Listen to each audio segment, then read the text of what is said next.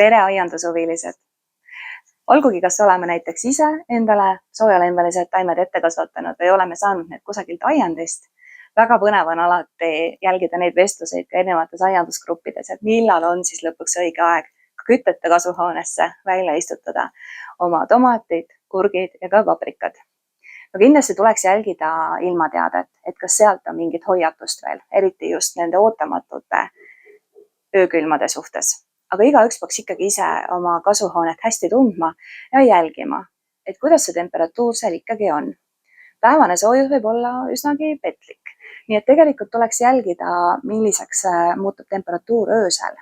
Ja just tomati puhul kindlasti ei tohiks see langeda alla 10 kraadi, sest kui see langeb alla 10 kraadi, siis tomat lihtsalt solvub ära. Ega ta esialgu midagi välja ei näitagi, aga pole mõtet taime lihtsalt maha istutada selleks, et ta seal istuks. Ja kui temperatuur on alla 10 kraadi, siis tegelikult ega ta enam edasi ei arene. Ja suvel on samamoodi tegelikult temperatuur oluline, et kui see temperatuur tõuseb üle 35 kraadi, siis fotosüntees peatub ja tema õietolm samuti muutub infertiilseks, nii et see tegelikult ei tolme ja vilju jällegi ei saa.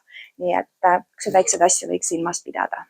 Ja samuti loomulikult ka kurgid, tundlikud jahedama temperatuuri suhtes ja ka meie paprikad ja tšillid. Võiks üle vaadata ka mulla, kuhu neid on plaanis istutada. Minul on siin rajatud peendrad ja mina istutan oma kasvuhoone taimed sõna otses mõttes maha. Küll aga olen ma kevadeti proovinud erinevaid variante, kuidas seda peendramulda siis värskendada. Ja sellel kevadel teen ma seda hoopiski hortikumi, tomati ja köögiviljamullaga. Hortikum on teinud need profimullad samuti kättesaadavaks ka koduaednikele sellistes 40-liitristes kottides. Ja siin on segu erinevatest turvastest ja liivast ja siia on juurde pandud ka juba toitaineid. Ja hiljem siis, kui taim on juba aktiivses kasvufaasis, tuleks seda edasi väetada, aga sellest me räägime hiljem täpsemalt. Aga see kasvukott on selles mõttes huvitav, et mina küll panen selle siia peendrasse, segan läbi ja värskendan sellega selle mulla ära. Ja ta kindlasti see seguga teeb selle mulla rohkem õhulisemaks, nii et selle taime juurtel on palju parem areneda. Aga kes soovib, võib ka proovida sellist varianti, et kasutada seda kotti kasvukotina, ehk siis teha siia peale augud, et selline 40-liitrine kott tegelikult mahutab ära kenasti 2 taime ja isegi 2 kõrgkasvulist tomatit. Aga mis on oluline kindlasti, ei tohiks unustada, et põhja tuleks teha augud. Et üks selline põhimõte kehtib tegelikult kõikide istutuste juures, et liigne kasvuvesi peab saama kuhugi ära minna. Vastasel juhul juured lihtsalt mädanevad ära ja taimed hukkuvad. Ja siis on meie vaev kõik ära nullitud. Aga eks ma ikka arvan, et üks enam kasvatatud taim kasvuhoones on tomat. Ja tomat on selles mõttes natuke teistsugune, et teda me istutame ka teistmoodi. Temal on nimelt see huvitav ja meeldiv omadus, et tema varrele võivad tulla uued juured ja seda kogu pikkuses ja kogu ulatuses. Näiteks, kui sa oled saanud mõned tomatitaimed, mis on natuke sellised välja veninud, siis seda ei maksa karta ja tegelikult seda saab hoopiski enda kasuks ära kasutada. Ja sel juhul ka võib selle tomatitaime istutada natukene külili.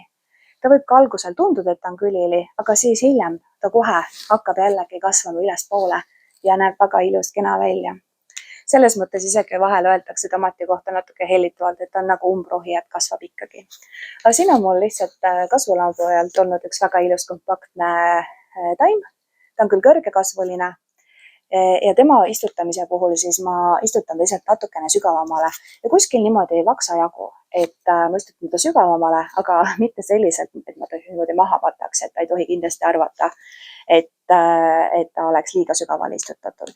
Ja istutan natukene nurga all, mitte päris püsti, sellepärast, et praegu on ikkagi varakevad ja mulla sügavamad kihid ka ei ole veel päris üles soojenenud. Ja kui ma istutaks ta liiga sügavale praegu, siis samamoodi ta saaks selle jaheduse ja siis ta võib natukene ära solvuda ja ei hakkagi kohe edasi kasvama. Ja ka istutuse eelselt ka siis ma eemaldan siit lidulehed, kui need peaks alles olema ja 1 või 2 paari siis neid päris lehti, et seda võib lihtsalt julgelt näpuga teha. Aga erinevalt istutatakse kurke ja paprikat. Ja siin on mul ka ette kasvatatud 2 pikaviljanist kurgitaime laureeni ja kurgiga on küll selline asi, et teda võib ette kasvatada, aga võib panna ka kasvukohale kohe seemnest kasvama.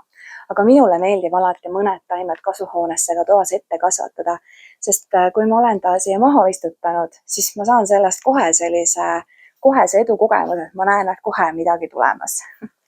Ja tema ma istutan siis samale sügavusele, kui ta siin väikses 4 potis juba praegu kasvamas on. Nii et ja ka tema seda juurekava siin ma proovin võimalikult vähe häirida, sest muidu tema võib ka natukene ära sorruda. Ja mõnel kevadel ma olen tõesti näinud, et kui ma olen kõrvale pannud ka seemnest kohe külvanud sama sordi, siis mõnikord on nad ka samal ajal hakanud vilja kandma. Aga mul ikkagi meeldib natukene neid poputada ette kasvatada just selle kohese edukogemuse pärast.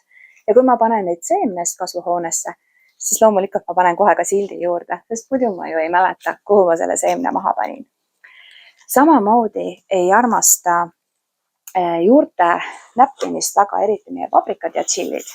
Ja siin on mul ka need paprikataimed, mille kasvatamist me alustasime koos ühes varasemas videos. Nad on küll veel sellistes üsna väikestes 40 pottides siin vehvi alusel. Loomulikult on natukene siin süüdi minu naiivsus. Ma tõesti arvasin, et me saame juba varem need paprikataimed siia välja istutada, aga sellest pole midagi. Siiski ma ei hakanud neid toas uuesti potistama, sest ma ei tahtnud neid juuri häirida. Aga täna ongi õige aeg seda teha. Nii et ma siit õnnalt lihtsalt aitan nad siit vormist välja ja istutan kasvukohale. Ja samuti samale sügavusele, kui nad on siin väikses 40 potis kasvanud. Paprikate ja kurkide puhul võib ka vaadata, et kas neid oleks vaja siduda kohe. Aga tomati puhul, eriti kui on taimed, mis on võib-olla pidanud kauem toas kasvama, kui me oleksime tahtnud, need võiks siis tegelikult juba kohe ka üles siduda. Ja minul on siin üks Horticumi jutepael. Selles rullis on 150 meetrit, nii et sellest väiksest rullist tegelikult jätkub mul oi mitmeks hooajaks. Ja ta on selline parajalt peenike, aga piisavalt tugev, et ta tegelikult jõuab seda taime ilusti kogu hooaja vältel üleval hoida. Ja miks mulle meeldib just viimasel ajal seda jutepaela kasutada, on see, et kui ma sügisel juba seda kasvuhoonet ette valmistan ja viin seda taimemassi siit välja, siis ma saan koos selle paelaga kogu selle taimemassi viia oma komposterisse ja seal ta kõduneb ära koos taimedega. Ja sellega ei levita ma siis ka mingisuguseid taimehaiguseid ega kahjureid, kui neid peaks siin kasvuhoones olema. Igal juhul ma loodan, et sa said siit natukene julgustust ja ka mõtteid juurde, kuidas sel kevadel enda kasvuhoonesse neid taimi välja istutada. Mina jään siia veel natukene toimetama. Kui sul on veel mingisuguseid tarbeid vaja juurde, siis võiksid kindlasti piiluda Horticumi e-poodi ja erinevate edasimüüjate juurde. Ja kui see video oli sulle kasulik, siis ole hea, tule ka selle kanali tellijaks. Toredat aiandamist!